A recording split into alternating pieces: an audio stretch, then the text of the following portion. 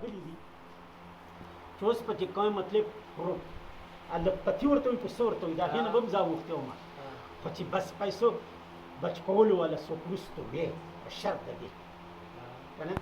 او پیسې چې کوم سړی مسافري کوي که نه هغه پیسې نشي بچ کولی پیسې چې دلته کې په کور کې کم ناست هغه پیسې بچ کوي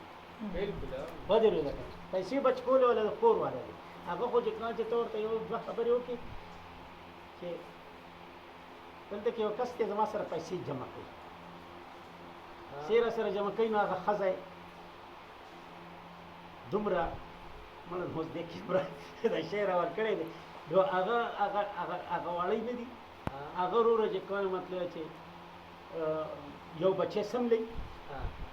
سترګې وي بټ یا پټې کړه هلکه دا شی به ګوره نه ورکوي ولې چې هغه کس به ګوري دا دوی به چې دا زما خبره که نه نو هغه غریب وایي دا راولېږه وایي مړ کېږي رانه نو پیسې تې بل